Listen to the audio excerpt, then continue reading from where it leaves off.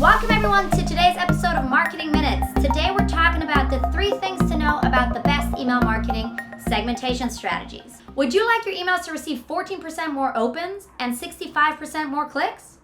Then, my friend, email marketing segmentation is what you're looking for. Yes, indeed.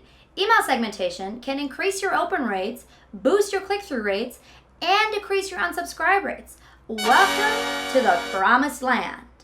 And here's a graph proving all the things I just said. If you like data, you will like this graph.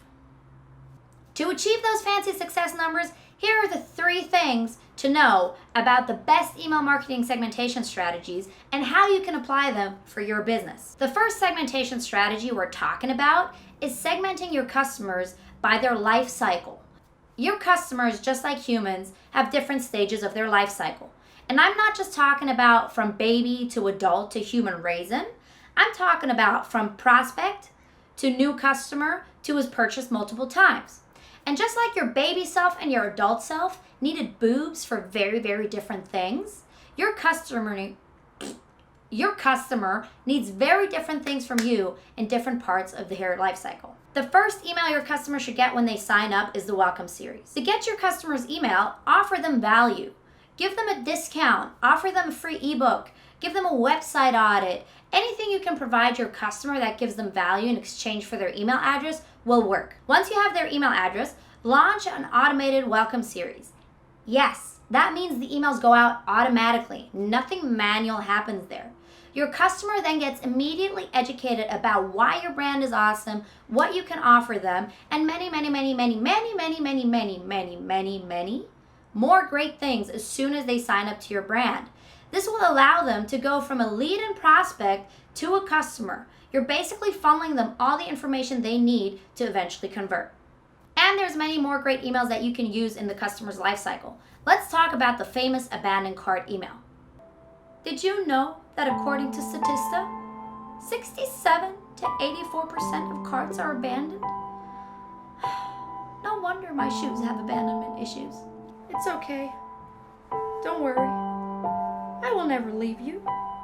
The good news is about 45% of abandoned cart emails are opened, of which about 21% are clicked on, of which about, did you really think I could remember all this data? 50% resulted in a purchase, which is awesome because you're making money while you're sleeping with a thing that you've done once that now goes out automatically. That's like what everyone wants. And what about the people that already did purchase? What a great opportunity to remind them to purchase again if the product is replenishable. Think about olive oil, cosmetics, any type of those products. Or what an opportunity to showcase all the other great products you have. If they bought pants, hey, send them an email with your awesome blouses that would go with that pants. Remember, these customers are also a great opportunity to ask for reviews, user-generated content, or to send surveys to. They have already interacted with your brand at a higher level and probably have a lot to say. Last but not least, please remember that these customers are super, super valuable. Actually, let me Google how valuable.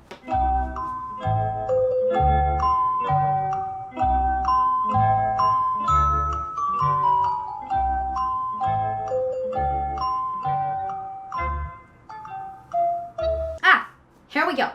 Did you know that it costs 5 times as much to attract a new customer than to keep an existing customer? So based on what the internet says, you want to put a lot of work into keeping the customers you already have. And it is logical. They've already been through the entire funnel. They trust your brand. They've overcome the biggest hurdle, which is making the first purchase. So a lot of your business activity, and in my opinion, even the largest part of your business activity, should be focused on retaining the customers that you have already managed to convince, and cross and upselling and reselling to these people. The second segmentation strategy we're talking about is segmenting by demographics, age, gender, location, so forth and so on.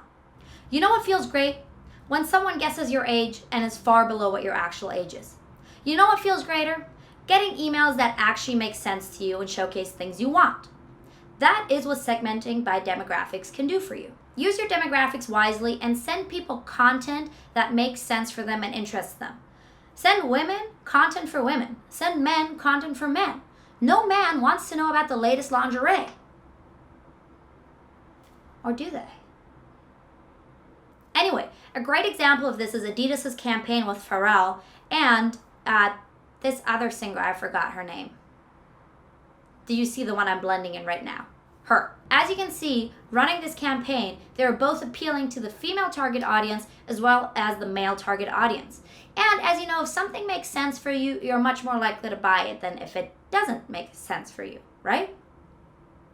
You can do the same thing for age, by the way. If you do know your customer's age, it might make sense to segment by that. Think about the famous Target. Commoners may know it as Target.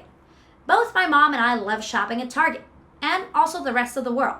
But my mom loves the vacuums and the cleaning supplies, while I love the snacks and the nail polish. And okay, I love everything else as well, but that's not my point. My point is, different age groups have different interests. And if you do know your age groups, then send them content that makes sense for them. Another really cool option is to segment by location. Say some of your customers live in New York and some of your customers live in LA, and you do know that information, which likely you do, by the way, if they've purchased from you before. What you can do is during winter time, your customers in New York will have the need for a lot of beanies and winter jackets and gloves and boots and all that horrible stuff people have to do in winter.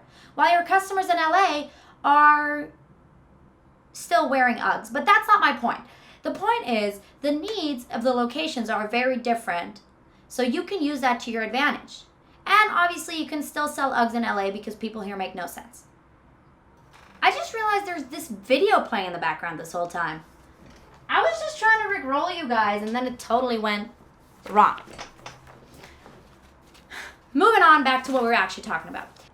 By the way, you definitely know where your customers live if they've ordered from you before. That sounded creepy, but I mean you know their location.